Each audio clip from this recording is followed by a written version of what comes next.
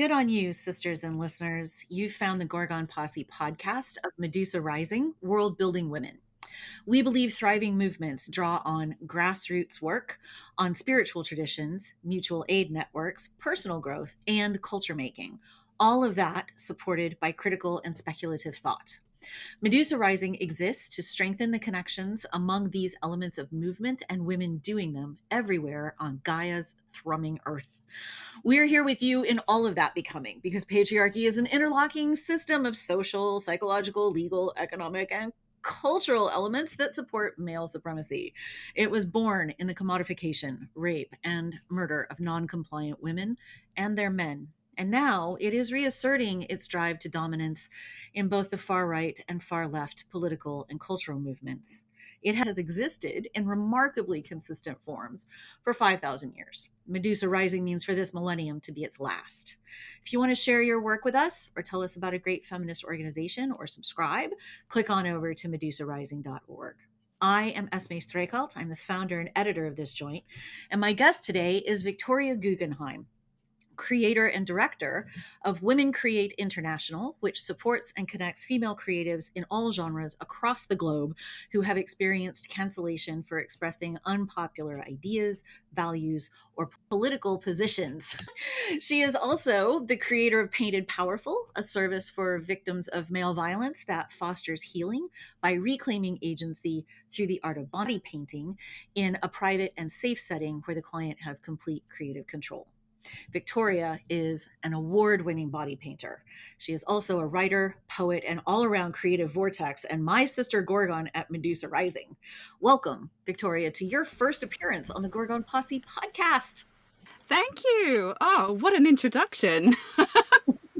Yes, thank you for having me, sister. I'm so excited. I think it's going to be amazing. Yeah. So yeah, it's like I can feel the energy in the room. After all the technical glitches, we're here in all of our ferociousness. Yes, we have two technologically cursed geniuses on our hands. Here we go. 100%. We're here now. Yeah. Yes. So I also do obviously Red Light Expose, and Ellie and I always seem to have technical fuckery as well. And it's always, our little motto is all the technology, all the time, all day, and especially right now. And it was especially right now. But we're here. Yep. Just once again, here we go. Trying the tech. Yeah. So I wanted to get you talking about Women Create, the conference that happened back at the end of May.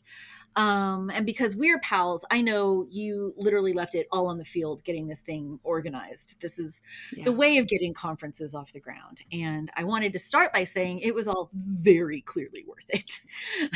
So thank you. Yeah, it sounds like everyone is super happy with what happened and excited about what's coming next.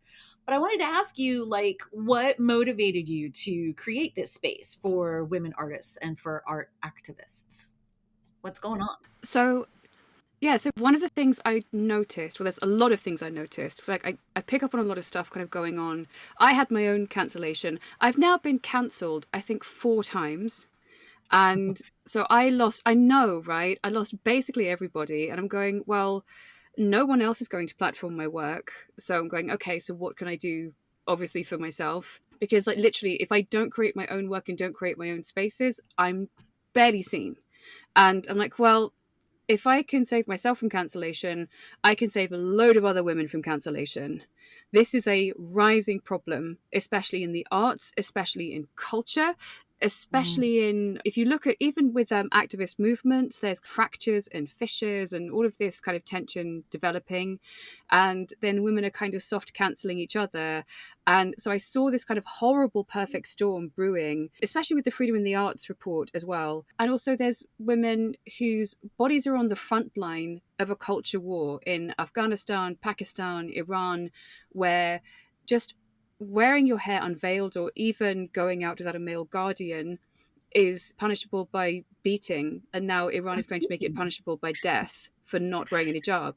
And I'm going, well, your body is a protest, your body is a riot, and you're being cancelled from life. So women are the canaries in the coal mine of patriarchal and restrictive culture. So what I wanted to do was create a space where boots on the ground women who were doing the work in a creative way, so whether that's publishers, poets, artists, banner makers, grassroots artists, and art activists, could be in the same room as women fighting for their bodily autonomy and freedom in these countries, and also cancelled artists kind of in the stereotypical traditional art world.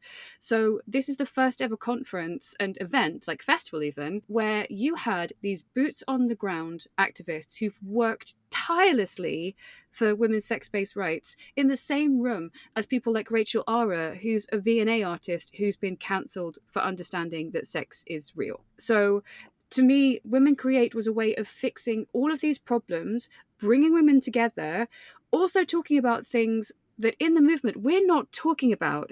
So whether it's, women being policed by other women, aesthetic choices, unpopular things or bones of contention like topless activism, which actually have been happening in Nigeria, Kenya, all of this stuff. I wanted all of this together so women, even if they had radically different opinions, would be able to tolerate each other, get along, and together we could actually grow a movement that would genuinely culturally benefit women. And you cannot have, like, my whole tagline here is, you cannot have a global women's revolution without creating culture, and we are that culture. And I think Medusa Rising is the culture. So I think Medusa Rising has, all of the theory, all of the thinking, all of the structure behind it. And then to me, Women Create is very much the practice, especially for women who are creative. We are creative creatures by default. Whether we're creating genetically or creating mimetically, we're creating. So for me, this was a no-brainer and a massive Herculean labor of love. And, that's why I wanted it to happen, because of all these problems that needed to be addressed and to make the culture more tolerant of women with different opinions moving forward. Because without that tolerance and that respect, the movement as it is and different movements are just going to fracture and dissipate. And we can't afford that right now. We need all hands on deck. Yeah. We keep crashing against the wall built around the center of power, right? And Yeah. it's one of the reasons I keep using this mantra: just go from center to margin. We're trying to move everybody into the center, just lets it eat us all up. We need to go else, try to get some other spaces out there elsewhere.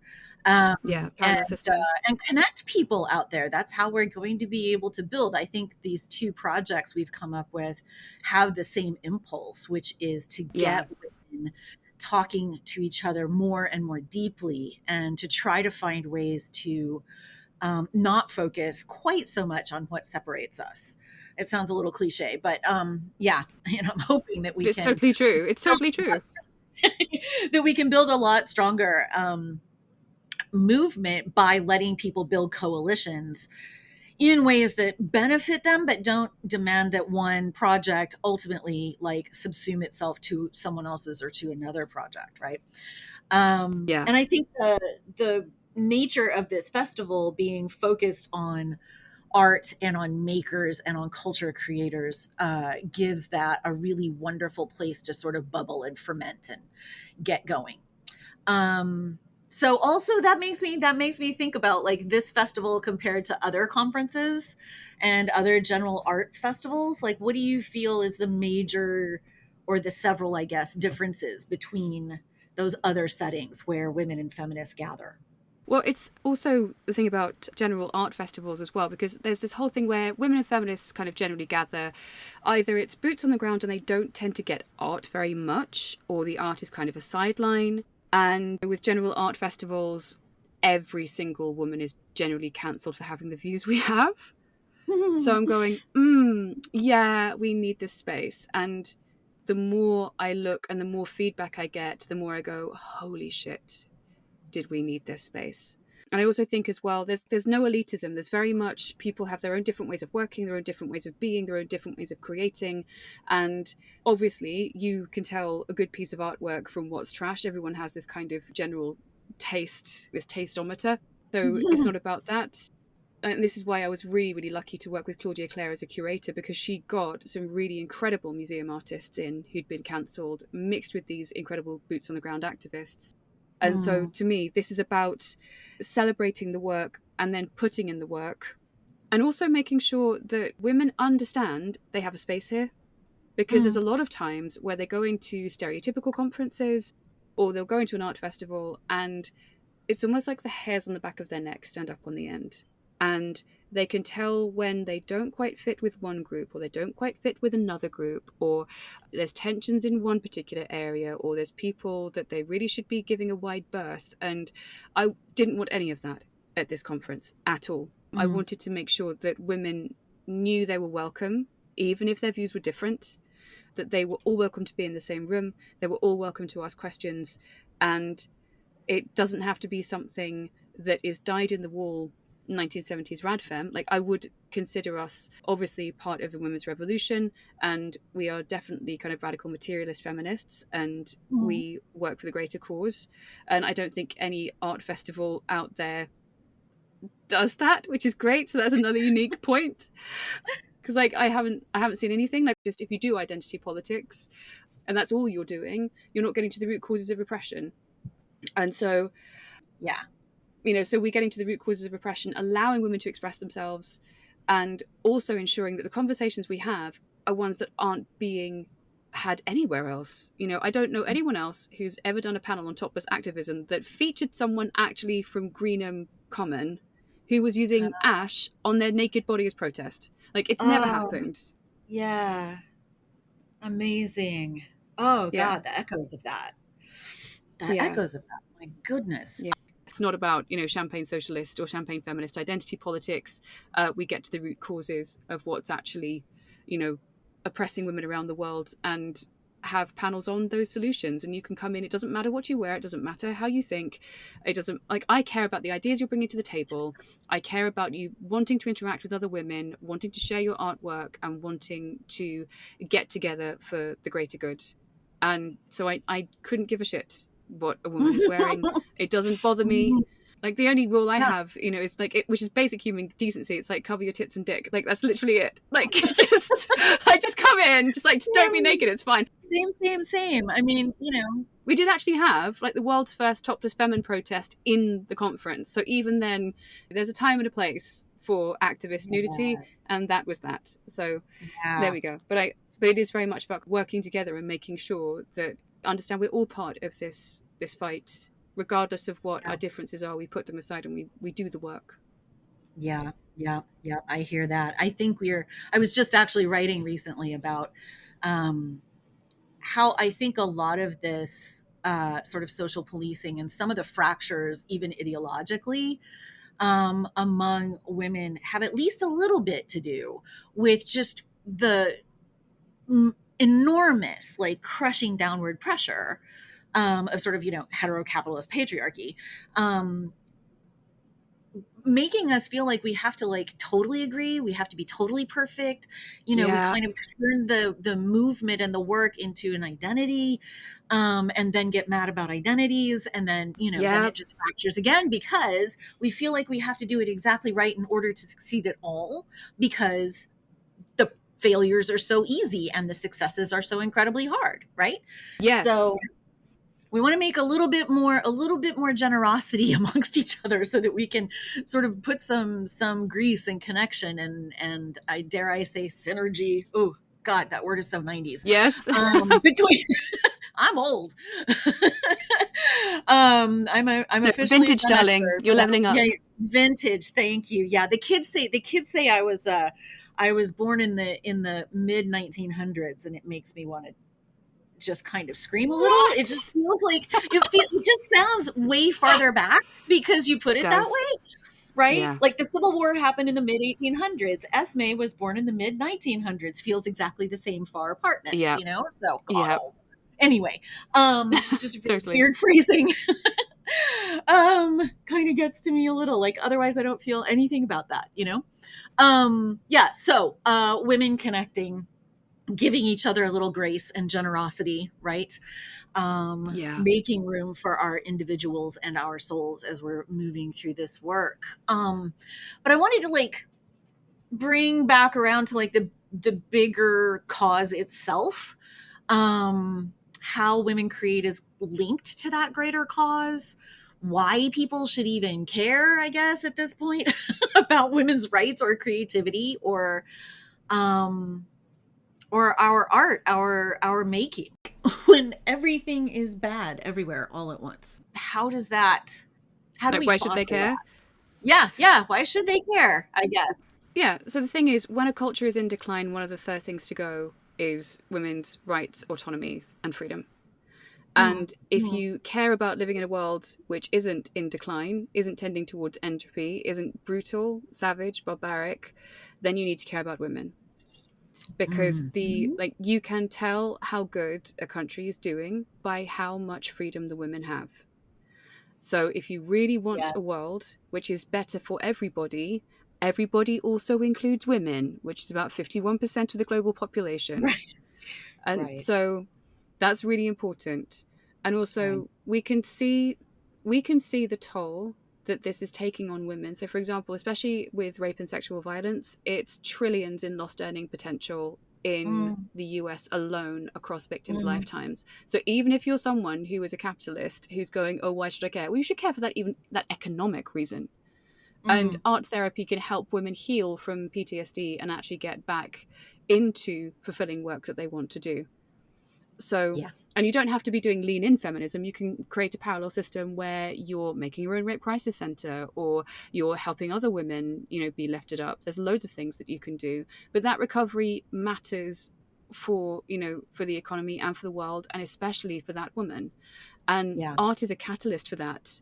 Also, art is another way of experimenting with ideas. So if you're not even sure about your position and you come into a place where loads of women are creating, you get something like a visceral hit, because we're very, very visual creatures. We have our occipital lobe. If you come in and you're looking at all this amazing, beautiful artwork of all these different perspectives from all these different women all across the world, a picture can say 1,000 words. So there was Yeah. So Shabana, who's an ex-Muslim, she did a whirling dervish 4-part piece of work, A4 piece of work, and Mm, it was free looking women juxtaposed with some of the worst, most misogynistic passages of the Quran. So the whole mm. idea was this woman wants to dance and she's being impeded by these passages. There was also some amazing work from Femin. There was also some brilliant work from Betty Latchgar, where she was talking about ending lesbophobia, and lots of stuff from Claudia Clare about how women are abused in the sex trade. And so what you get is you get to step very, very quickly and very visually and viscerally into another woman's shoes, and that creates empathy, because Mm, that experience of looking at that artwork gives you a direct experience of their life. So mm, you get, it's almost through some kind of visual osmosis that you can pick up the vibe of what these women have experienced, and you then have that social bond and you can talk to them about it. Because also the artists aren't locked away in little high and mighty chambers. They're not elite where you mm, have to get your people call their people. You can mm. talk to them. So Yeah. Rachel Ara came directly to the conference, it came to the event. And so people were able to talk to her about her work. She had a brilliant one, which was, it was a van that was an installation piece, but we just had the plans on the wall because we didn't have any parking space. But it was a 24-hour mental breakdown service. I was like, oh my God, that's amazing. And I'm just how, fucking brilliant. And so things like that we had. Do you see what I mean? It's Yeah. where else would Yeah. you get that juxtaposed with stuff from Femin, where they've done a protest in the middle of a Catholic church and it's photos of women being dragged away by their necks. So you've got the horror and the brutality and the reality of that juxtaposed with the humor and the joy and the intelligence of these women, and you get a visceral, holistic experience of what these women have gone through and also how to fight it, because we also have a take action Mm-hmm. table. So it's not Mm-hmm. just, oh, look at this, let's wallow in it.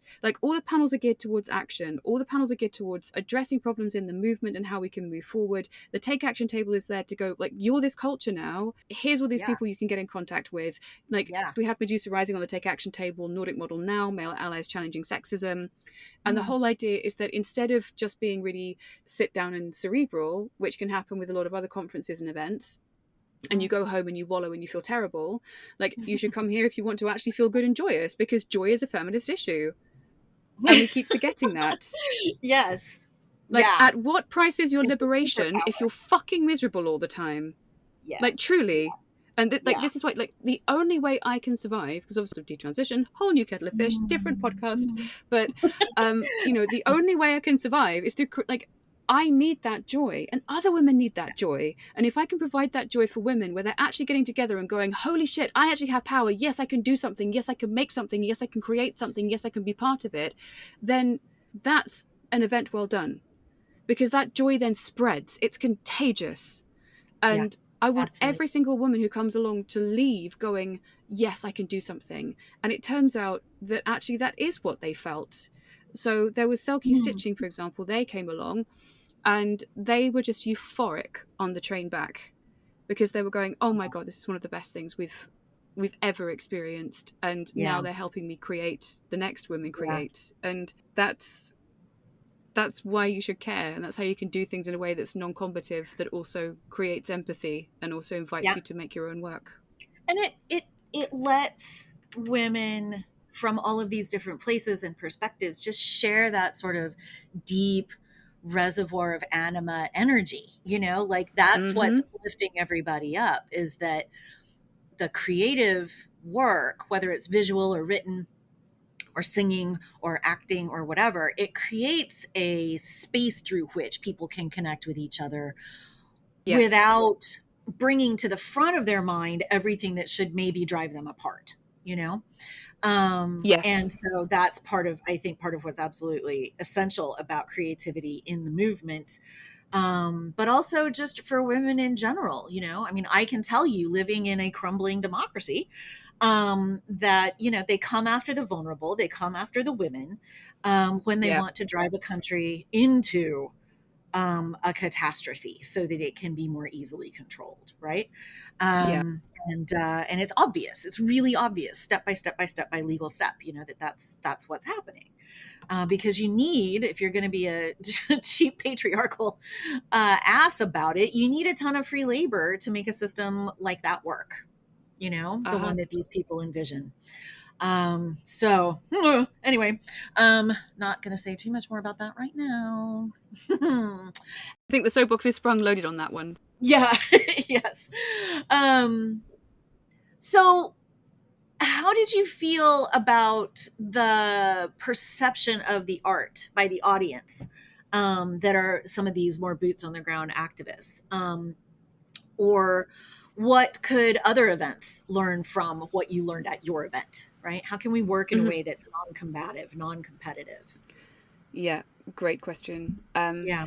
So first of all, the activist artists, the boots on the ground artists, absolutely loved it, and they realized, oh my God, I actually have a space in the movement. I belong here.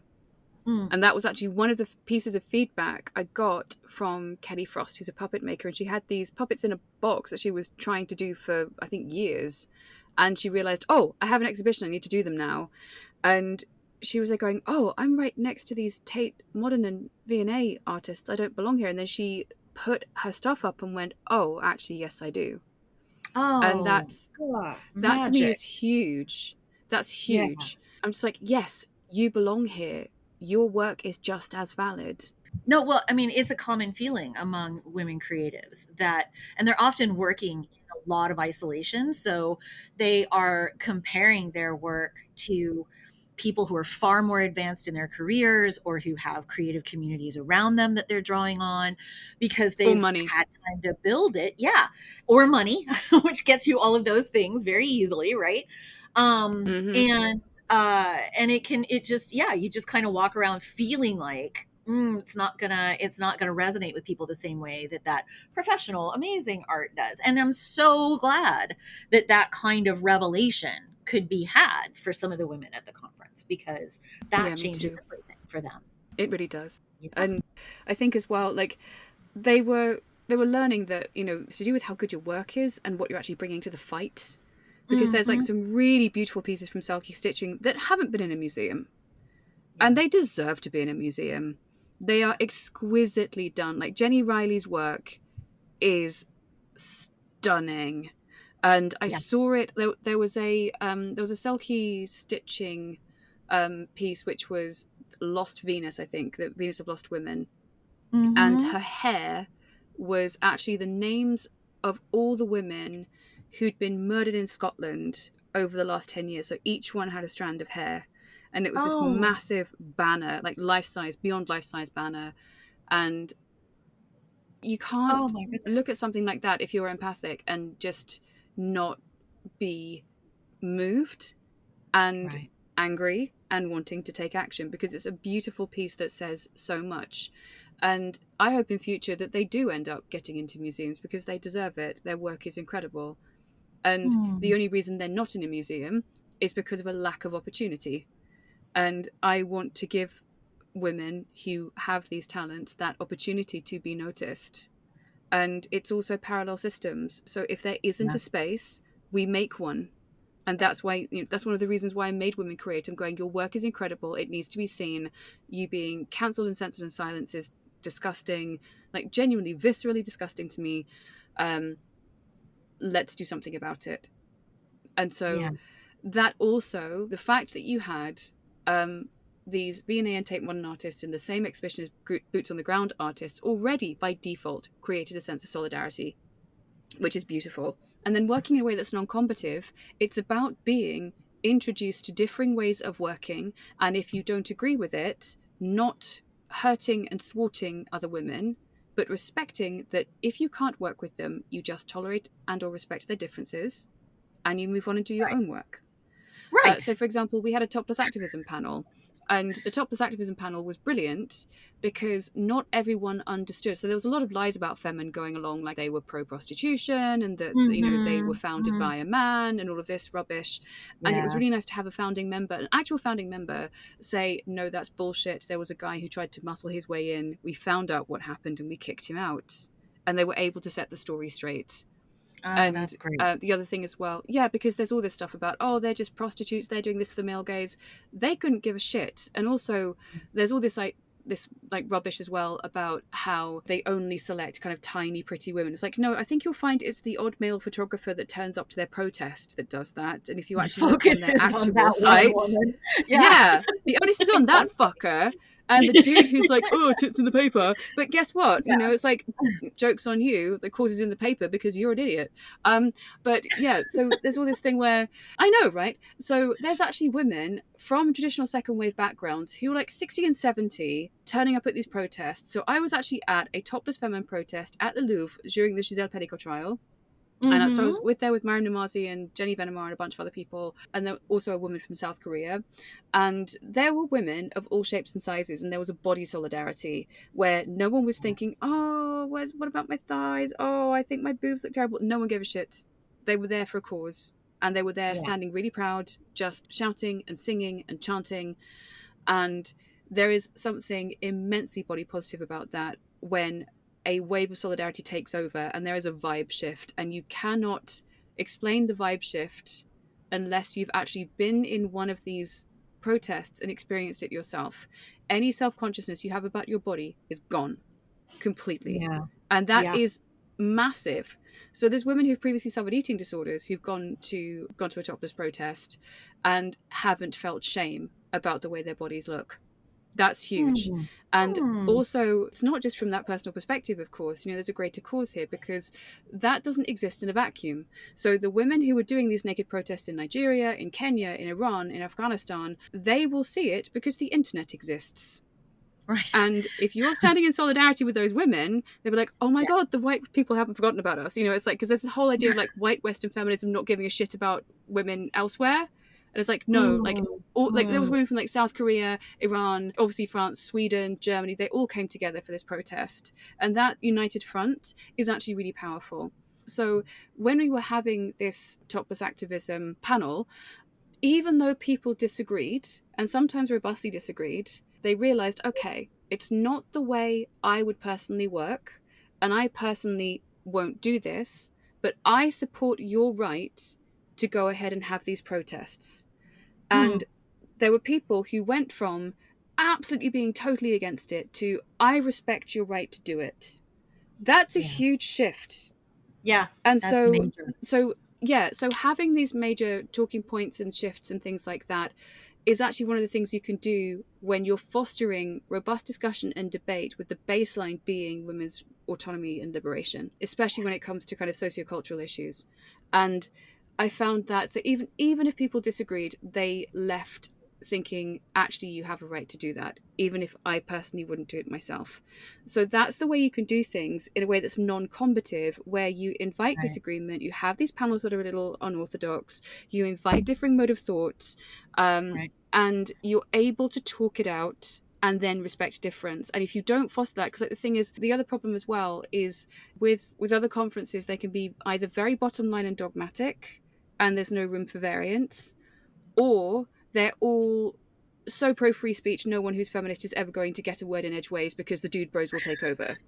Right. Right? It's true. We know this to be true. We know it. And We've if you're seen dude, it happen. we've seen it happen. And it's always the women who are dude bro adjacent, who aren't really kind of pushing the feminist agenda, that have a tendency to get platformed at events like that. Well, sure. So I was More like, I can palatable. marry, yeah, exactly. So I was like, okay, I actually think I can kind of marry these things in an unconventional way, where I can have a conference that is feminist in value, where you can have panels, have talks, have discussions, where it doesn't have to be dogmatic, where women's freedom of speech can also be championed, but we also understand feminist values. And it was a very kind of careful melting pool balancing act, getting this, like, it was like growing, one of those little miniature ecosystems that you can get in a it was like, it was basically like that. Thank you. Like a little terrarium. Like I'm like, I'm just making a little women create terrarium, and it's going to fucking thrive. And so I was like putting all the ingredients in to make a perfectly balanced ecosystem. And so that's what I did. And I think having that place, because like no woman felt policed. To my knowledge, I didn't have any. I had people saying I felt so relaxed. I don't usually feel relaxed at feminist conferences. I usually feel on edge. I feel like I can't say what I want to say. And I'm like, okay, well, you can say what you want to say here. I'm not going to judge you. Right. And even if you say something which I think is outrageously different to my viewpoint, I'm not going to say you can't come back. I'm going to say I disagree with you.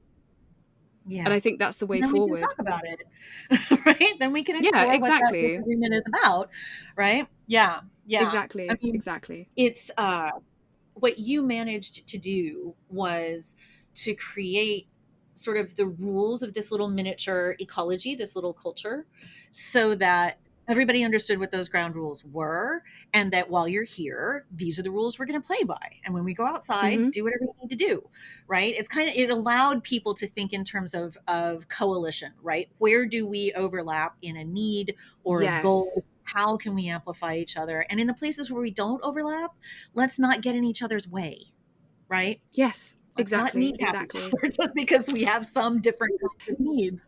Yes. And I think as well, in terms of what other events could potentially learn from this, if a woman's wearing makeup, she's not your fucking enemy. Yeah. we had a panel on aesthetic policing, survivorship, and self-expression. Right. And what we had there was real life examples of how women who actually come into the fight, who have survived prostitution, sexual abuse, or maybe a bit alternative, they come into the fight and then they are generally policed relentlessly about their appearance until they leave. And we lose their valuable insights into the industries. So Eliara was on this panel, and so was Nahanda Music. It was a really brilliant panel. And she was saying that women, when they leave the sex trade, if they haven't thrown away all the clothes, the stereotypical 1970s disgust-based radical feminist argument is to say they're too whorish to be taken seriously. And I'm going, well, that's horseshoe theory, because that kind of sentiment joins up at the back with misogyny. And that attitude is going to isolate and alienate women. And if you do that, you lose their brain power, you lose their strength, you lose their experience, and we are in a crisis. We cannot afford to do that. You can disagree with what she's wearing. You don't have to police her to death and hound her for it. And she has a right to express herself however she damn well pleases. She's a survivor of the sex trade, and if she wants to wear fishnets on a Wednesday, fucking let her. Yeah, the style and the sartorial decisions are not necessarily the same as the politics, right? Yeah, exactly. People are very complicated, layered, faceted things, and we have to just like the idea of getting past a male gaze would be to let all of those facets come out and play instead of training them down into one little tiny set of facets that are acceptable. And if women are telling each other, no, not those facets, then where are we going, right? Where are we going? Yeah, it's social policing. Yeah, exactly. And the thing is, that then becomes, and this was also like directly told to me as well after this panel on aesthetic policing and survivorship and self-expression, that actually this is a conversation we've needed to have, because this has been a bone of contention for 40 years in the feminist movement. Mm-hmm. And it was so lovely because there were women there who were very, very clearly, stereotypically, the 1970s rad femme, but they were in the same room as women with neon hair and flowery dresses. And I'm going, yes, stay in the same room, talk to each other, please. This is brilliant. Yeah. Thank you. Yeah. Like, I was so happy. And they were just like, oh, we do actually have things in common. Shit. Wow. Hi. That was just wonderful. And the fact that women felt joy and felt they weren't being policed or siphoned into particular areas was brilliant. Right.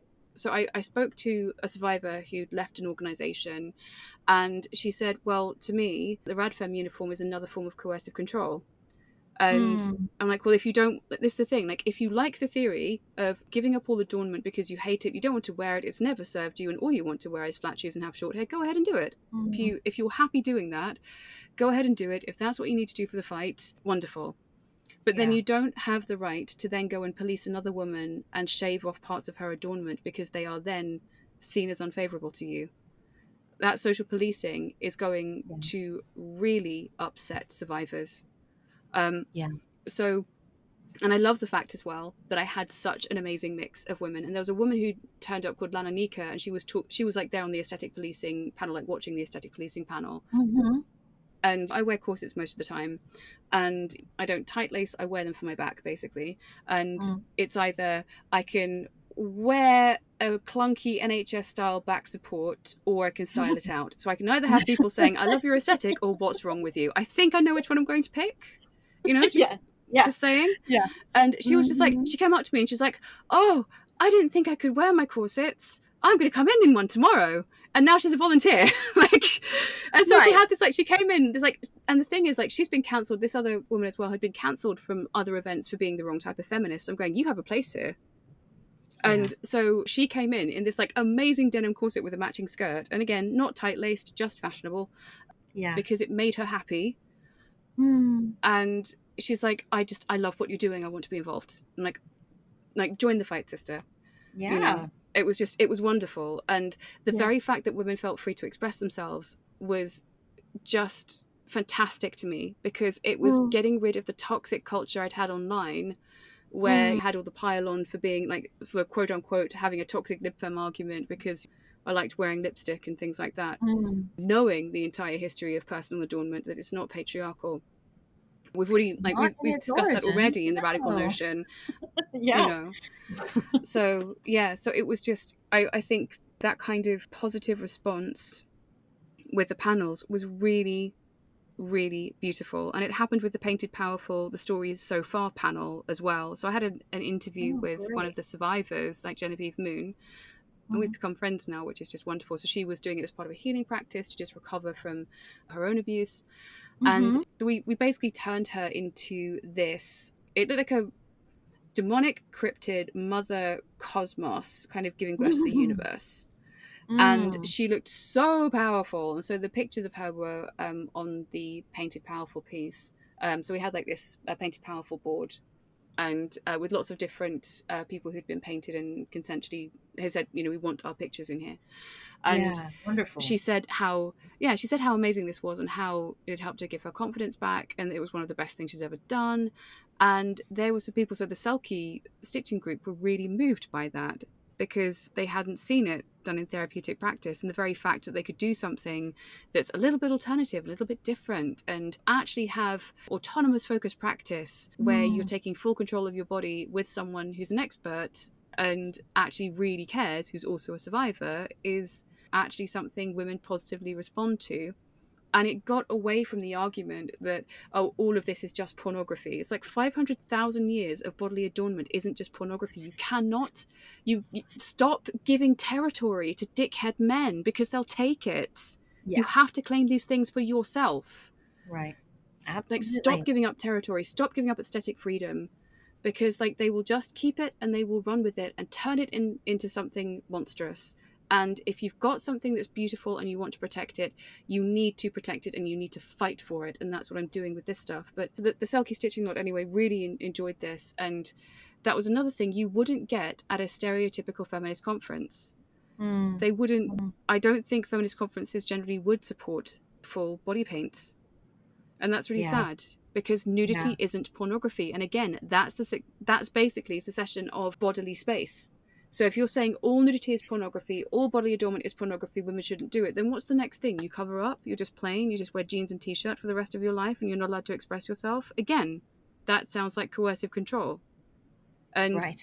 not every woman is going to respond to it. So yeah, so that was really well received as well. And I am so glad of Yeah, the just the liberated mixture of people are things. whole. Yeah, liberated people are whole Yeah, people, right? So they are, yeah. if they're free, they're whole. And if you're leaving, carving, just big parts of yourself off so that you can do your politics, that politics isn't really taking care of you in the way that it ought to. No. Yeah. No, and also Women Create also blossomed out of the fact that I, after being in the movement proper, because I've been doing kind of broadly feminist stuff for at least 10 years with the Council of Ex-Muslims of Britain and working with Mm-hmm. ex-Muslims and that sort of Mm-hmm. thing, because that's the coalface stuff, right? I noticed how frightened, unsure of myself, miserable I Mm-hmm. was getting, and how I felt like, oh, this feels like yet another cancellation because I just can't be myself. Yeah. And I felt like, from an emotional perspective, I really felt like I was losing myself. And I was Yeah. like, I can't allow that to happen. I'm someone who survived like rape, sexual abuse, like serious coercive control. Nearly died at the hands of male violence. Yeah. And one of the things they wanted to do, one of the very first things they want to do is control your appearance. And I was like, Yeah. I can't have this even for myself. So Women Well, they Create was also a know. way for me to heal this. Yeah, because they know that our presentation, that our way of expressing ourselves with our hair and clothing and color and jewelry and all of that stuff, if people are into it, is part of our embodiment and part Yes. of disempowering women, part of keeping some women, most women compliant, is about taking that away, right? Like objectifying them. You're an object, and the only things about you are your surface. But on the other hand, Yes. you have to take your surface back so that you can be there in your skin, right? And Yes. sometimes that's going to involve a whole range of stylistic choices, right? Um, Absolutely. yeah, you can't, if we're not re-embodied in the course of this movement, we also cannot get freer, right? We're Yes. abstracted up out of ourselves all the time by patriarchal projections, and you can't take that back without actually taking it back, right? Yes, exactly. 100%. In whatever style you need it to be, but you need to take it back for yourself, right? And help each other do the same thing. Mm. Like you said, without that, you can't be embodied, and Yeah. I just don't want any woman to be disempowered. No. We want women well nourished and Yeah. able to move about freely. I mean, patriarchy doesn't feed women very well. It keeps them a little bit weak, makes them always afraid, et cetera, et cetera. Yeah, like the body is where growth starts, right? It's where the soul work and the sisterhood work can actually begin, because this is what we walk around in. This is what we are, right? We live in Hmm. ourselves. We are one united organic being kind of stumbling around trying to make sense of life together. And I think more grace and more generosity for each other is definitely the path forward, because these schisms are not serving. Obviously, we are so far behind the people who are trying to get us. And again, I am really like, I'm not against, women if they, like I said, if they want to wear like sensible shoes, if they just want to wear jeans and t-shirt, if you don't want to dress up at all, that is your Hundred right. percent, I'm not hundred having a percent. go at anyone who wants to be, a bit kind of stressed out. Do it. If that is what makes you comfortable and happy and you're able to move through life, honestly, Yeah, more power to you. yeah. What puts you in your power? Yeah, I just want to be It- in my own power. And I have a right. right to do that. And so do every other women on earth who like a bit of razzle dazzle. It's okay. Yeah, it is. It has to be. There's not, you have to, there's many, many, many kinds of fun. That is one of them. Let us have more. Yes. So that's that's a lot. I could follow about 100 little rabbit holes there and delve into a bunch of things, but I want to broaden back out a little bit again and ask you about, I know you've mentioned a whole bunch of the people who featured at the conference so far, but is there anyone else you want to mention or other panels that you want to talk about real quick? Sure. So Mariam Namazi came along. So she's a veteran activist and has founded the Council of Ex-Muslims of Britain. Mm-hmm. So she was there talking about topless activism, and also we showed our film The Art of Resistance, which was made by Obscure Films at the time, and that was about the work we'd done in order to challenge Islamism and regressive Islam with ex-Muslims, and that was brilliant. So we talked about that. We also had another panel on Revolution Needs Culture, We Are That Culture, and we had another ex-Muslim on there called Haram Doodles, so Sammy, and Mm-hmm. she was talking about how she's managed to start unifying apostates from all different religions just with the doodles she's doing on Instagram, and now she's up to 10,000 followers. Oh, And wow. so that really is part of a culture for greater women's liberation, if you're able to unite apostates from basically every single religion Mm-hmm. with the work you're doing, and also pointing out the misogyny and the sexism and the real deep visceral hatred of women in Islam. So I thought that was brilliant. And we also had Angela Wilde joining us as well, and we did a working class women in the arts, which I thought was great. So I've never Yeah. seen a panel in my fucking life on working class women in the arts and art activism. So we had her and Paula Bolton and Rebecca Morden from Scary Little Girls. That was really well received because no one's done anything like that before. Yeah. Yeah, and then we also had a finale panel as well, which was Rising from Cancel Culture. Oh, fantastic. Yeah, yeah. So that had Denise Bobby from Freedom in the Arts. We had Conchi, Rachel Ara, Claudia Clare, and Rebecca Morden again as well, because she's obviously had issues with funding and being an actress who is, you're not the stereotypical size 6, then you're not going to get parts, and she's had to make her own work with Scary Little Girls, and it's brilliant work. And she's also part of Green and Women Everywhere. So it was such a beautiful mix of women who really needed these panels. And I have, like, then the reason I created them is because I hadn't seen them anywhere else. Of course, you get the There You Go things about combating porn and prostitution, and they're very, very important. But so are these things. And we also made sure, in terms of that and combating kind of prostitution in the sex trade, we also had artwork from survivors from Nordic Model Now actually in the same exhibition as Rachel Ara and the Pomodoro Group, Claudia Clare, Angela Wilde, which was really, really striking. So I think we had a total as well of 48 artists from 15 countries exhibiting with us. God, for a first go, that's fantastic. Yeah, for a first ever conference. Amazing. I keep calling it a conference. It was more of a festival. I need to stop calling it a conference. That's like very. That's very. Oh, okay, yeah, I'll get my people to call your people, Crawford. Like, it's not like that. It was just so good. And yeah, I also think as well, like, I like the fact that it was clearly, it had its own power, and it had its own momentum. Yeah. But at the same time, it wasn't regimented like stereotypical conferences can be. Like, there's a very emotional division of labor sometimes with conferences where you've got some kind of super celeb people and then everybody else. And I'm like, I'm not having that. So this is why I had Scary Little Girls like Rebecca Morden on the same panel as Rachel Ara. And women who are from working class backgrounds, who may not have had the chance to even be in the same room as someone as Rachel Ara, are platformed and have a voice.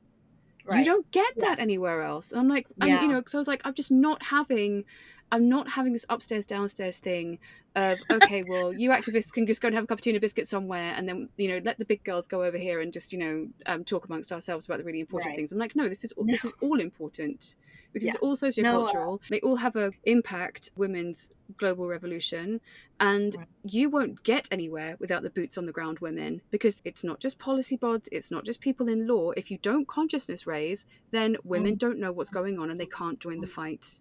It's a multi-pronged attack, and every single one is to be acknowledged. And I saw so many women who felt unheard, who felt like their contributions weren't worth anything, who thought they didn't belong in the movement, suddenly go, oh shit, I have a place.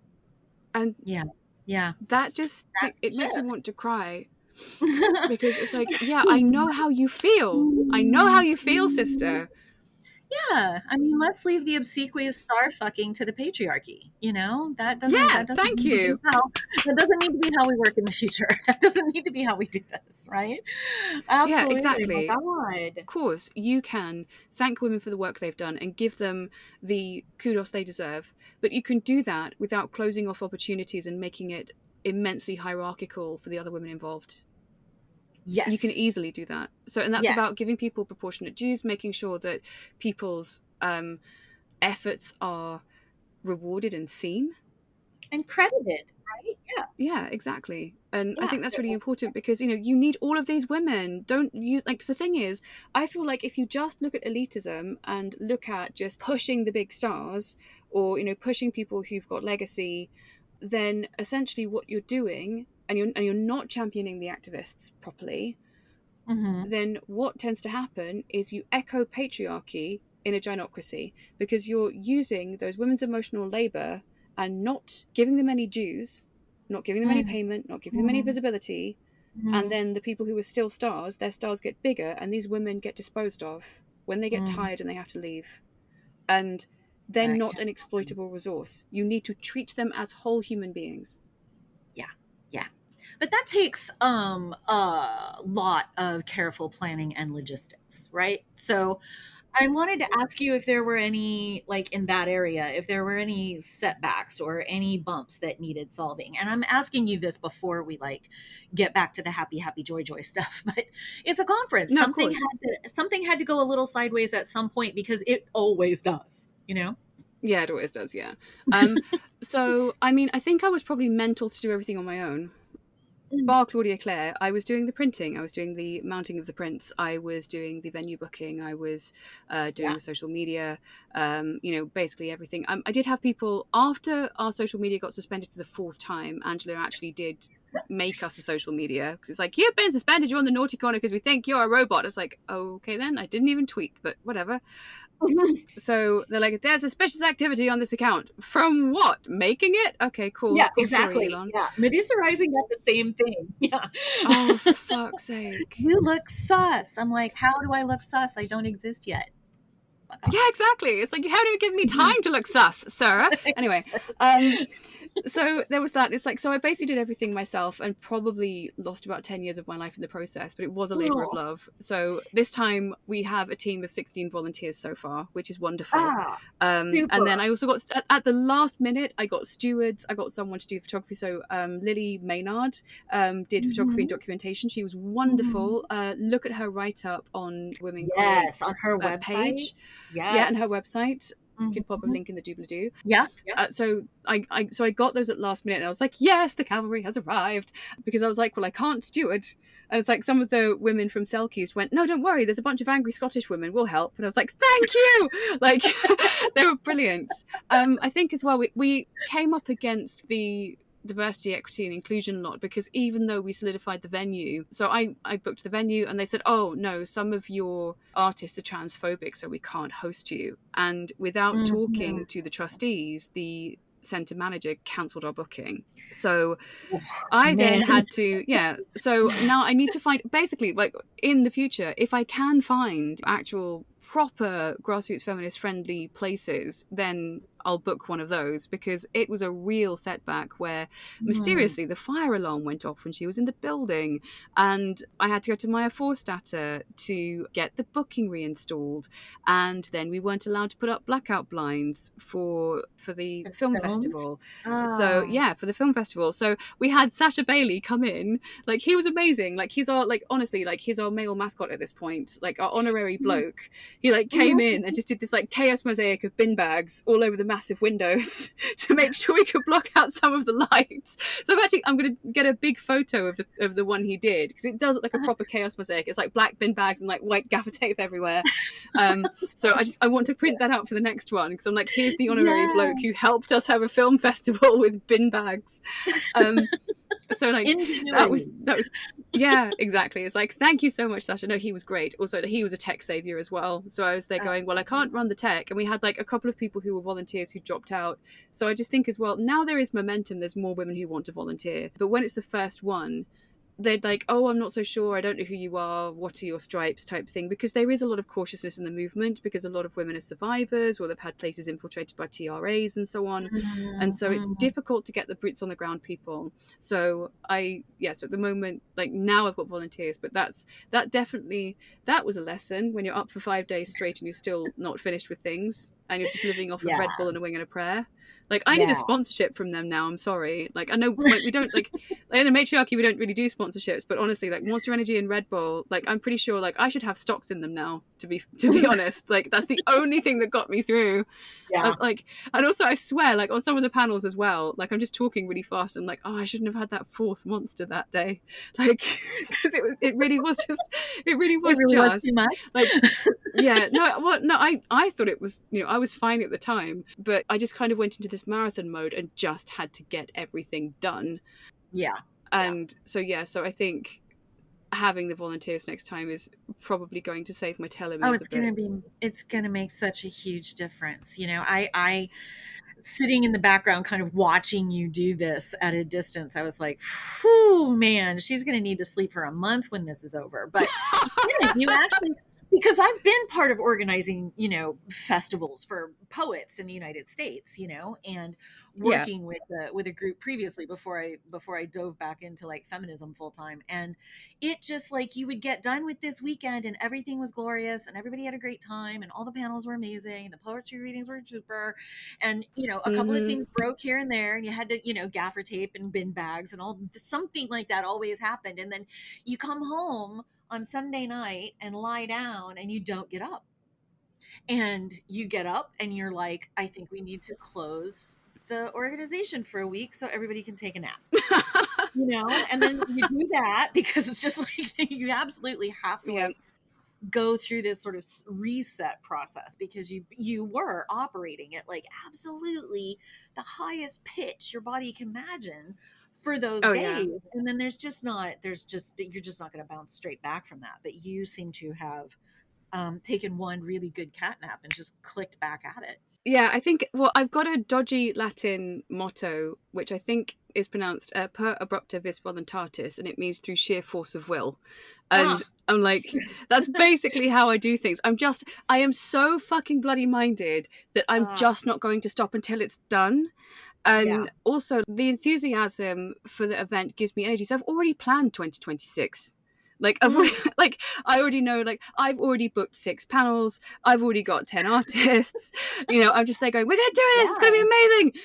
Grab And that so momentum, baby. Yes. yeah, exactly. And so I'm already there just gathering more momentum, and there's loads of other stuff that's going to happen in the future which I can't talk about at the moment. I need to lay the foundations first before I can do the da and the reveal, but Yeah. there's loads of stuff that's going to be happening with Women Create International. And it's just, Ah. I know it's what gives me energy is the fact that these women very, very clearly needed the space, that they got so much out of it, that it started to solve the problems I've seen in the Mm, movement, and mm, it's part of a new global culture for women. yeah. And also the first day we were open, we actually sold out. So our capacity was 110 Mm. and we sold out. And I did not expect that for a beginner event. Yeah, first And we time also, when conference. people, yeah, for first time conference, and also we sold live stream tickets, so there were women from like America Mhm, joining us as well. So mhm. we had a whole plethora of women who were just there in spirit as well, and I was like, oh my god, this is exactly what I wanted. And I saw the initial photo from when I introduced the conference. I think every single seat was full, and I've gone, Man. holy shit, Yeah, yes. Because I was like worried about 2 people were going to turn up and not get something from the event, and it was all going to be sad, because you do worry about that, especially if you're kind sure. of pushing and pushing and pushing and pushing against the algorithm. Because Yeah. I did this without any advertising money, and obviously Eventbrite were also really not great, but more on that later. Like, god, talk about setbacks. Yeah. Just go with Ticket Tailor, people. If you're doing anything moderately feministy, do not go with Eventbrite, because the Mm. second day they postponed us. And I was like, oh, for Oh, fuck's sake. man. And they were like, oh, it must have been a thing on your end. I'm like, no, I changed the dates for May like about 6 months ago because we wanted Mm, it to be a summer event. And now you're telling me that it's magically postponed because of a thing I did 6 months ago. You're telling me porkies. Like, so basically what's happened is someone internally has complained about the event being full of evil, bigoted TERFs or something, and Right. they've decided to postpone it, and they've not told me that's the reason they've postponed it, because they've done it to other women's events. So ticket tailor next Yes. time. I am not going back to Eventbrite. It was more trouble than it was worth. So yeah. Ticket tailor for the movement. Yes. Yes. Yeah, yeah, yeah. So you've mentioned several times as we've been talking, like shifts about sort of aha moments about people sort of waking up to the possibility that was created in this space. So how do you see this event shifting the narrative around, like, specifically canceled or at risk artists, right? Like what's the message in what happened that weekend for them? You can't cancel us. We'll create our own culture. Right on. There we are. So it's like, if you like, you can try and like fucking cancel me. I am now an expert at setting up parallel systems. Do not fuck with me. Like, I will find I will find a place. Like, even if it's a fucking soapbox in the middle of the street, I will Mm, find a way to get platformed, and I will find a way mm, that other women will get platformed who urgently need mm, it. Like, you, yes, like, honestly, ma'am. like, okay, so in terms of that, right, I went to 300 venues, 40 organizations, and I had the cancellation from this venue, and then had to go to my Forstater. I had to use my own money and my own, like, grit and my own force of will. Like, there is nothing you can throw at me now Yeah. that will make me stop. Yes. That was my This is trial the by trial. fire. Yes, exactly. Yeah, and I'm flame retardant. Yes. So Yeah. Right on. don't fuck with me. I will make it Mm, happen. You cannot cancel us. building in the margins. Yeah, yeah, yes. Uh-huh. Yeah, yeah. So what next? What do you hope happens as a follow on after this event? What kind of um, deeper change do you want to see for these artists and uh, their connections internationally? Well, I want them to be accepted more in the broader feminist movement, because I think some of them aren't. Mm, And that would be great. And if there's not mm, that shift, then Women Create International is international. So we'll go right. international. And that's one of my next ports of call is I want to do things in different countries. And I've already got, I think, 2 or 3 venues who are interested elsewhere. Mm-hmm. So, and I think as well, the artists know that if they come to me and they've been cancelled, censored, silenced, they're at risk. We do have like basic terms and conditions, which I'll get to in a minute, because that's just like common decency. Like, don't fuck with other people's artwork if you're there. Basic stuff. Yeah, So, if you are a dick, then we will ask you to leave, but you right have to on. be a real dick to leave. Like, it has to be like actual vandalism or arson. So like our bar is very like, it's like, be excellent to each other, don't fuck with the work. Yeah. Exactly. So it's very much like that. Mm-hmm. But yeah, I want the artists to know that it doesn't matter if they've been cancelled, there will be a place for them, and that you have the power to create your own culture, that you can always come back to Women Create. Mm, And if you do have problems, then there are organizations still like Freedom in the Arts to help you. And this isn't over. We, like you said, when we're weaving from the margins and we're creating parallel systems, we mm. advanced by making these parallel systems bigger.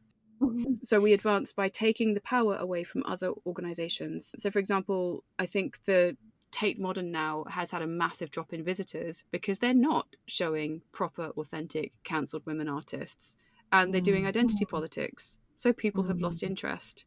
It's like, oh, I Yeah, wonder why. yeah, Because if that's all you're doing, and that's all you're shoving down people's throats, and you're not focusing on the art, and you're only focusing on identity, you're not going to have people turning up. right. That identity approach leads to deplatforming people, right? Often. Yes. And I'm kind of wondering about that too, like how this event is gonna foster. Maybe those galleries will learn a lesson eventually and Mm-hmm. open up their requirements, right? Open up their welcome again. Mm-hmm. Yeah. But suppose they don't. Like, how does this event sort of catalyze into community and support for these women artists? So we already have a little community group set up. And so we can also talk to people, we can like share stories, we can make sure we're uplifted, and that's a really important part of the culture. Mm, And Women mm, Create is going to get bigger. So mm, we already have 3 times the interest in Scotland, which is where the next one is going to be, mm. than the previous Women Create. So it looks like it could be up to 3 times the size. Wow. So yeah, and it's just going to carry on growing. And we're Oh, also allying, like we're trying to ally with galleries and spaces that have had enough and want to share our vision. So if they can't get, say for example, there's a gallery that's not going to accept them, okay, we have a list of galleries that will actually accept you, so you can go there instead. mm, And mm, so again, so through that you have to kind of be, it's about kind of being nimble and adaptable and being like water and going, okay, where do I get in, where's the crack, oh there we go, yeah, and that sort yeah. of thing. So, and it's about kind of wearing these things down, because Mm, if the big organizations understand that people are sick of what they're looking at, and they're just, they're sick of cancel culture, and they're sick of women being cancelled and censored in silence, and that women do actually turn up to art events and, oh look, I'm doing it, then they're going to go, oh, um we done fucked up. So yeah, yeah. We missed a trick here, didn't so we? it's, Hmm. yeah, it's like, oh, that was a grave error, sir. Yeah, so it's that kind of thing. So I think Yeah, it's showcasing that there is actually a space for these women, that they're not like evil, bigoted monsters. They're women who care about rights and spaces. right. They're not going around like, prosecuting anyone who's gender non-conforming. So, Well, and they let's also not have their ever. own, Oof. yeah, thank you. Mm, So, you have that whole thing where it's also disabusing people of these kind of terrible, pernicious myths about the women who are actually in the fight. right. And you can do that again through direct experience, because experience creates empathy. And Yeah. that's another reason I want to continue Women Create, because it's also about bringing those stories to the forefront, bringing that culture to the forefront. Mm, And also, in terms of what's next, we're also tackling the question of AI in broader relation to women's creativity. Because if you want to be embodied and you want to do things with your hands, then, and you're looking at the current trend towards AI, that's another mm, form of disembodiment, and also like handing mhm. over your control to not even a person. You're handing control over to a large language simulacrum of something that is pretending to be humanesque. Yeah. So we're talking about, the next panels are AI, female creativity and the death of art, AI, Mm, pornography and the feminist dystopia. Where do we go from here? mm, Because it's like there's going to be things like AI mega brothels online, like digital mega right. brothels. How do we combat that? How can we Mm, combat that with female creativity? So we're actually mm, asking kind of Institute of Art and Ideas level questions with some of the panels we've got as mhm. well. So we've got the boots on the ground Wonderful. activism mixed with this, really kind of cutting edge stuff. And I Mm, think it's really important to kind of integrate those two for this broader cultural event, because it, like I said, it is about creating a new culture, and you can't shy away from these really hard questions, because this is absolutely a feminist issue.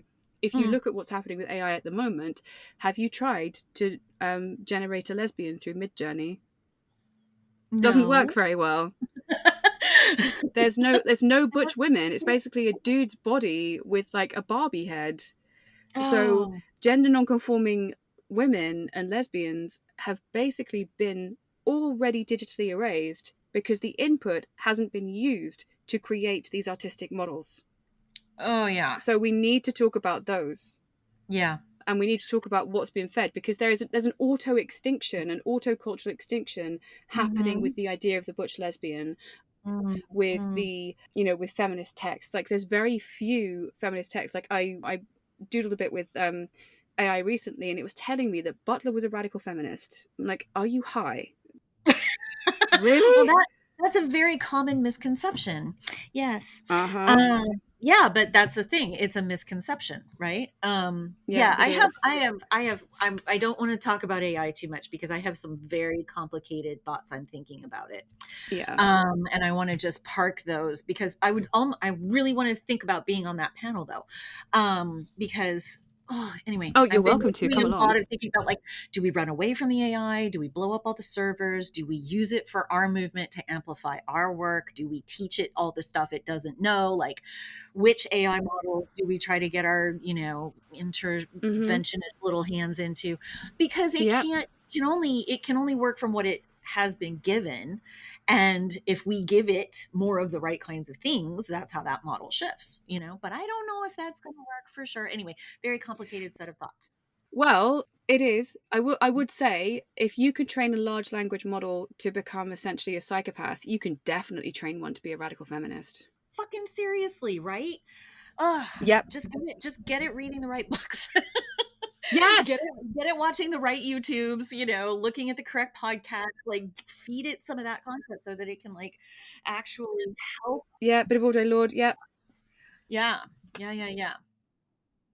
So, what about this initiative? You've touched on it a little bit, but what about Women Create going into the future? Like expansions or additional support for these artists? What are your dreams and wishes and desires around that? Oh my god, I have so many. So we are launching. So we're launching the Women Create Community Fund, which is you can put into this community fund, and any woman who has been cancelled and needs art materials or an art space can dip into the fund and like apply, dip into the fund, take it out. There's no 50-page, 100-page thing she has to jump through hoops. It's just broadly outlining what she needs, why she needs it, and then she's entitled to the cash. Oh, yeah. And that's again that's a community system, so you can donate to that. So that's Mhm. launching in 2 weeks. And also I've got the Women Create podcast coming up, Mhm. which I would love to have you on. That would be brilliant, since you were a Absolutely, guest anytime. at Women Create. So I'm doing that too. And we also have an upcoming mentorship program. So we have mentors who are going to be listed that are going to help cancelled female artists get into the art world. Oh, that's magnificent. Yeah. Oh, And wow. I really wanted to ally with other groups as well. So obviously we're allied with Medusa Rising, Mm. and we want to kind of keep building this web and building this network where women can just have this beautiful interconnected web of all these different wonderful things they're doing to help create the global culture, and you don't have to be at each other's throats. So we've Mm. got that. We also have a projected December decompression in London as well. So we're trying to find a venue for that. So we're going to have a day event, so that's going to be quite fun. And that's before Women Create Scotland. And the theme Mhm. for Women Create Scotland is the women artists who wouldn't wish. And I'm really, really excited. I'm really, really excited. So we're going to be featuring all the Scottish artists from the Women Won't Wish kind of era, and Mhm. yeah, and then mixing kind of the ancient and the textile stuff, because there's a huge rich history of the textile industry there. Oh, We're going to be yeah. mixing the ancient stuff with the modern stuff, which is why we're going to be talking about kind of AI and things as well. And so I just think it's going to be such an enriching, beautiful, holistic event. And we've also got two women, one from Afghanistan and one from Brazil, who also want to work with us. So we're going to be showing directly what a woman's life is like in Afghanistan as well, and how pertinent to the fight it is Oh using my women's gosh. art for bodily Oh, autonomy. And we are not going to have 48 artists this time. We're aiming for 70. wow. I bet that'll be Yeah. easy to do. I bet that'll be super Yeah, I easy think to so do, too. given the response to this one. We already have we have a waiting list, I think, of about 120 women that I'm working through at the moment Oh my goodness. already. Yeah, Yeah. okay. And Well, our so you're our set. mailing list has suddenly become enormous, and I'm there going, oh my God. So they're the plans for expansion. That's not Mhm. everything I'm thinking of. Oh yeah, sorry. I was just going to say to let them know that Medusa Rising pays a little bit, not a lot, but a little bit for visual art or other arts. So if people want to submit things there and share it that way, we're Oh, more than, absolutely. yeah, Yes. absolutely. We'll have a look. And also, we're allied anyway, so you're going to be on our allies page. So Yay. that means we're allied and part of the web. Yeah. And if women want to be a part of that and part of the ally network where we are cross promoting and we are boosting other women, which I think is Yes. really important, Yes. then be part of the allied network. And it's like, okay, well, we've got this post, we need to kind of post it. Do you want to post from blah blah blah? Yep, okay, let's post here. Okay, let's help here. Okay, you do this interview. And so it means we can Mhm. start building and building and building. And Mhm. I think that's the only way we're going to get culture, because one of the problems I've seen as well is that if you create something that's just a brand, it can go from a cause to a business this really quickly.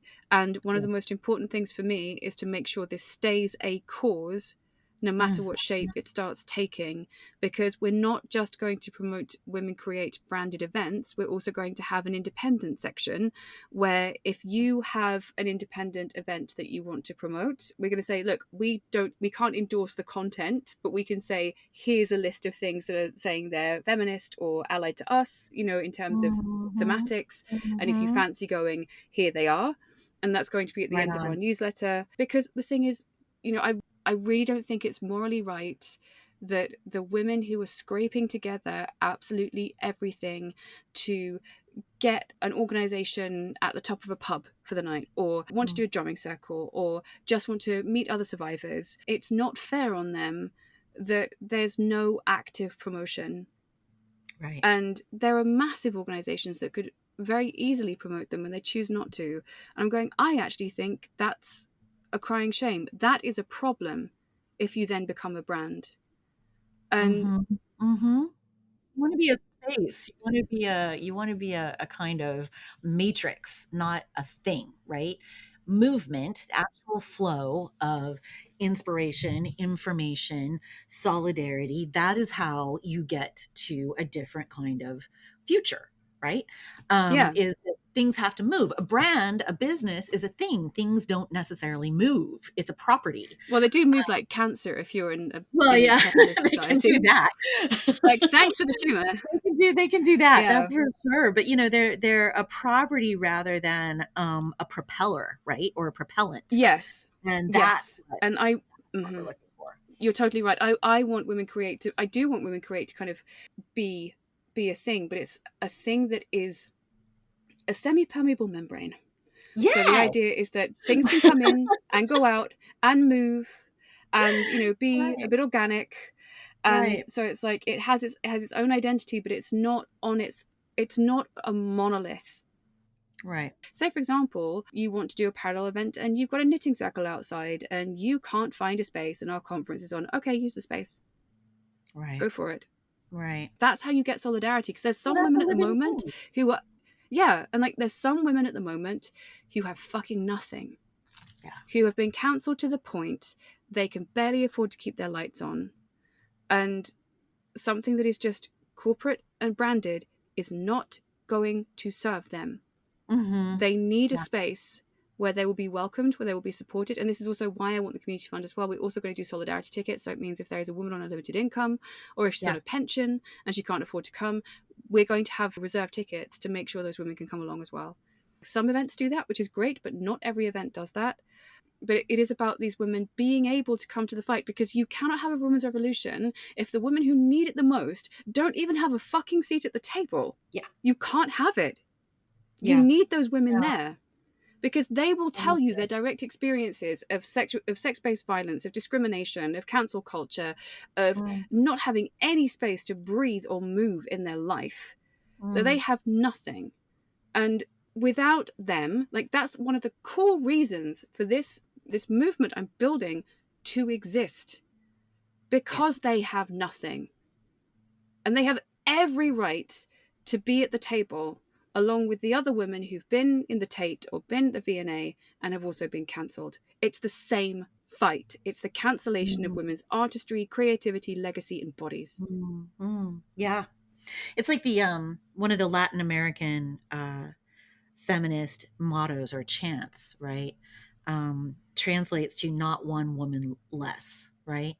Mm-hmm. And I think that's the sort of the fundamental bottom line value, not one woman less, right? Bring marginalized women into this process, into this connection with other women, so that they have so that they can inform each other, so that they can affect each other, right? Yeah. Yeah. Yeah. Living things all have semi-permeable membranes, as Jane Clare Jones is fond of saying. If you don't Mm-hmm. have a permeable membrane, you're dead.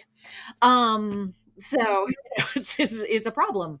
How can people attend in person, or how can others contribute to this process going forward? Okay, so we need volunteers, strength in numbers. Right on. So our site is womencreateinternational.com.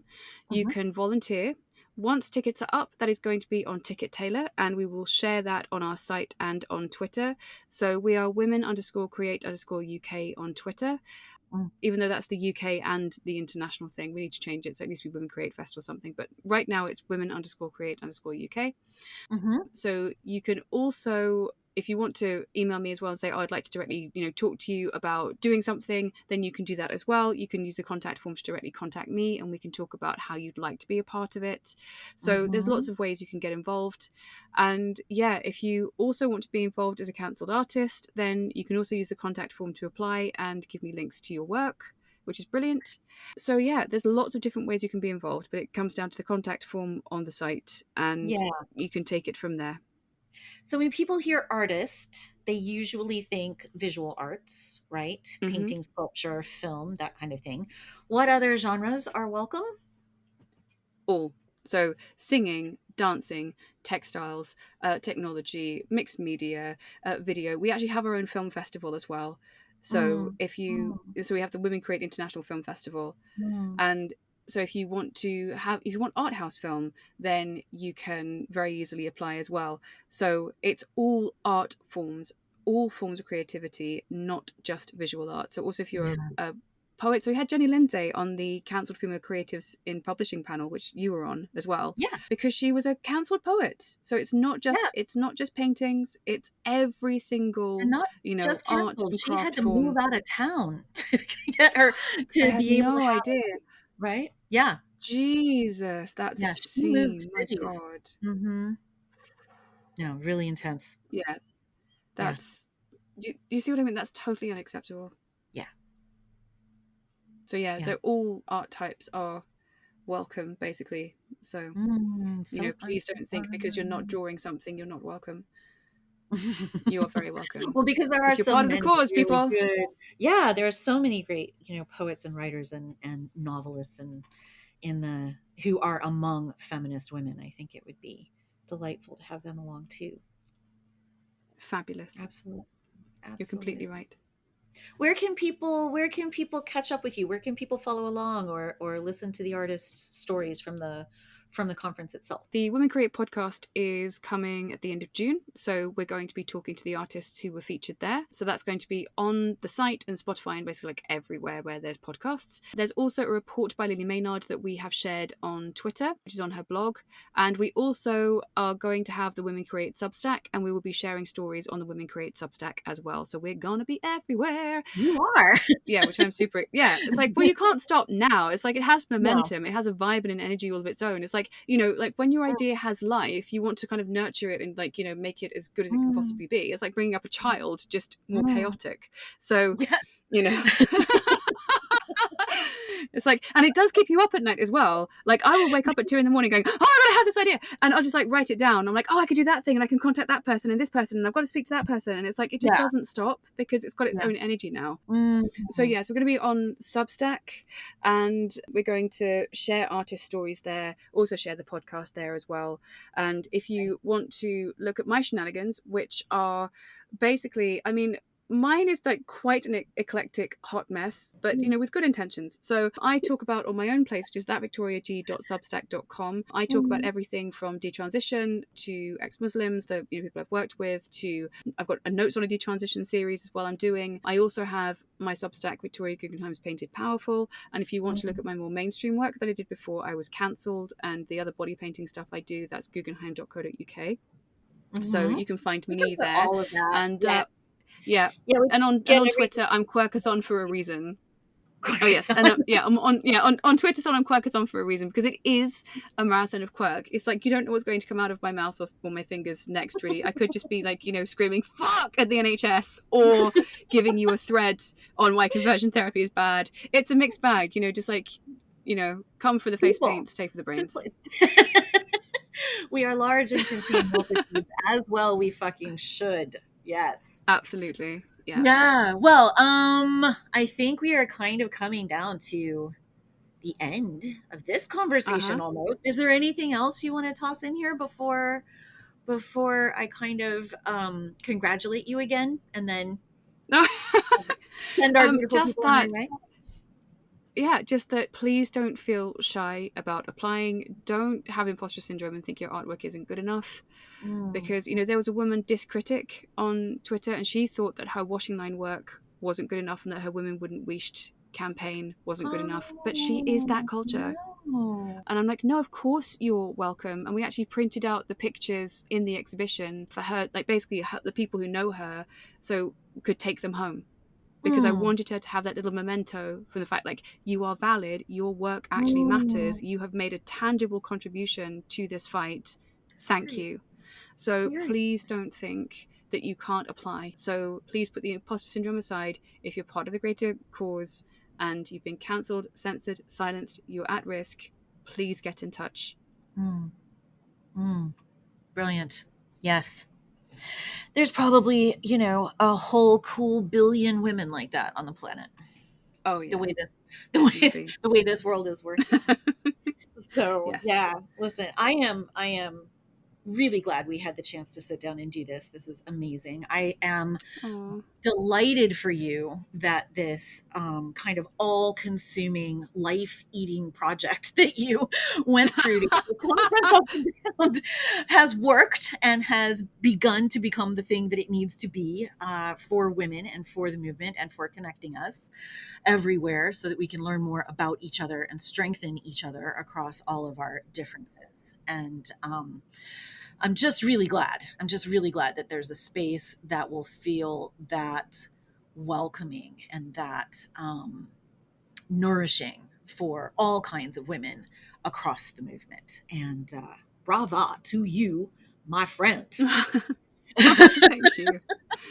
Oh. Yeah, I'm completely psyched to have all of your titanic vortex of energy kind of turning its bright head over and looking at Medusa rising a little bit and going, huh, what can I do over here?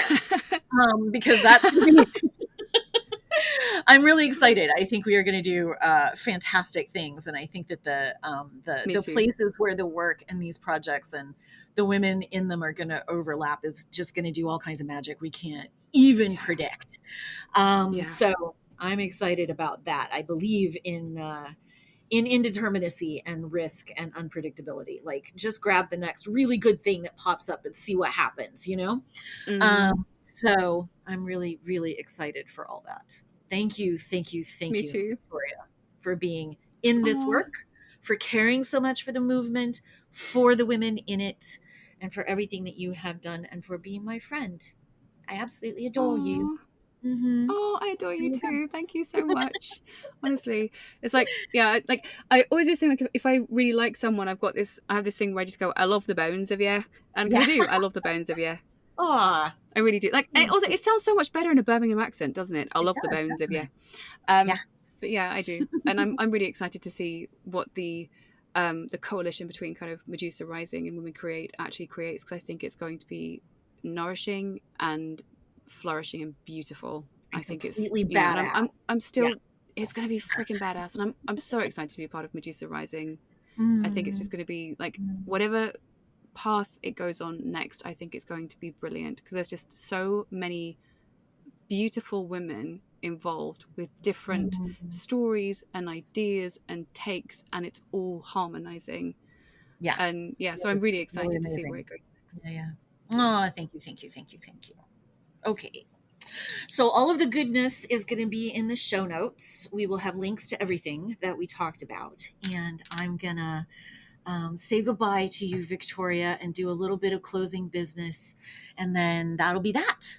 And I will talk to you again probably on Okay. like Monday or something. Yeah. Um, because we've already started thinking about all the things we can do. Yeah, so links to Victoria's projects, to Painted Powerful, to Women Create, to all the projects we mentioned, like I said, going to be in the show notes. A little bit of a promo for those of you sisters and listeners who are still with us.